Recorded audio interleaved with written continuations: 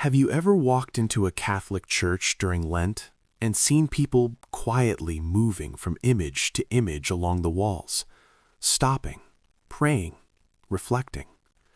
That's called the Stations of the Cross. But what actually is it? Why do Christians do it? And what does it mean for you today?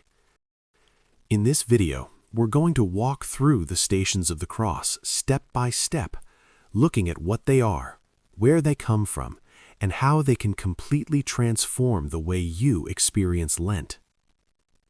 The Stations of the Cross, also called the Way of the Cross, is a devotion that helps us walk with Jesus through his suffering and death.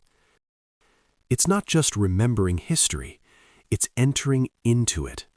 It's placing yourself in those moments, seeing what Jesus endured, and realizing what it means for your life. This devotion is usually prayed during Lent as we prepare for Easter, but you can pray it any time. And once you understand it, it's one of the most powerful ways to grow closer to Christ. The Stations of the Cross are 14 moments from Jesus' journey to the cross, beginning with his condemnation and ending with his burial. In many Catholic churches, you'll see 14 images or sculptures placed around the walls. Each one represents a station. As you move from one to the next, you pray, reflect, and meditate on what happened. It's like spiritually walking the path Jesus took on Good Friday. And here's the key. This isn't just about what happened to Jesus. It's about what he did for you. The Stations of the Cross are actually inspired by a real place. In Jerusalem, there's a path called the Via Dolorosa, which means way of sorrow. This traditional route symbolizes the path Jesus walked, from the Lion's Gate to Mount Calvary, where he was crucified. Early Christians and pilgrims would travel there to physically walk that path, to retrace the steps of Christ's passion. But not everyone could make that journey. So the Church began creating local versions of that pilgrimage, bringing the experience into churches around the world. That's what the Stations of the Cross are. A way for anyone, anywhere, to make a spiritual pilgrimage, not by traveling physically, but by entering into deep prayer and contemplation of Jesus' suffering. And over time, this became one of the most popular Christian devotions, not just in the Catholic Church, but also in traditions like Lutheran, Anglican, and Methodist communities. Let's be honest, suffering is something we all try to avoid, but the Stations of the Cross invite us to face it with Jesus. They remind us God understands suffering. Jesus didn't run from pain, he entered into it, and he transformed it into love. When you pray the Stations, you begin to see your own struggles differently. Your pain isn't meaningless. It can be united with Christ. Let's walk through each of the stations together. 1. Jesus is condemned to death. Even though he is innocent, Jesus is sentenced. He willingly accepts this injustice out of love. 2. Jesus takes up his cross. He doesn't resist it. He embraces it. He carries the weight of our sins on his shoulders. 3. Jesus falls the first time. He struggles under the weight of the cross. His humanity is fully revealed in his weakness. 4. Jesus meets his mother. Their eyes meet in a moment of deep sorrow. Love remains even in the midst of suffering. 5. Simon helps Jesus carry the cross.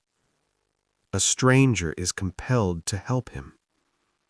God often works through others to support us. 6. Veronica whites the face of Jesus. She steps forward in compassion. A simple act of love becomes something eternal. 7. Jesus falls the second time. He collapses again under the burden.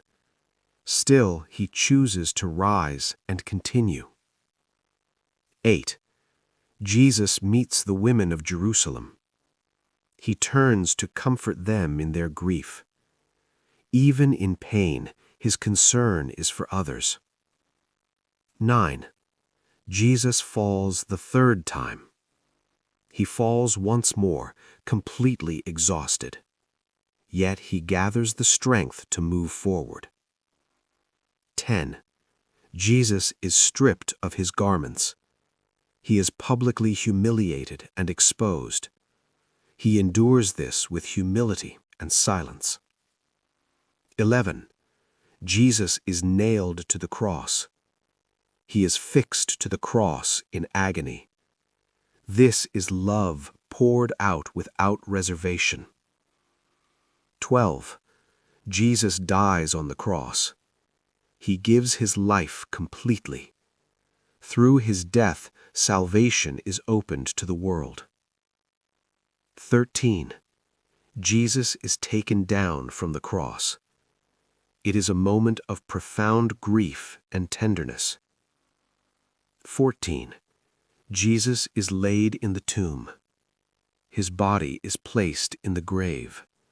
Silence falls as the world waits. So how do you actually pray this? At each station, announce it. Reflect on what's happening. Offer a prayer. You can use traditional prayers or speak from your heart. You don't need perfect words. You just need to be present. Even 10 or 15 minutes walking through the stations can completely shift your mindset. If you've never prayed the Stations of the Cross before, start this Lent. Not because it's a tradition, but because it's an encounter. It slows you down. It grounds you. It reminds you what love really looks like.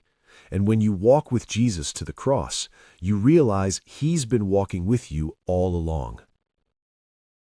If this helped you understand the Stations of the Cross, I'd love for you to keep going deeper this Lent. Check out my video on Lenten sacrifices to change your heart. It pairs perfectly with this. And if you found this meaningful, share it with someone who might need it. Thank you for watching, and God bless you.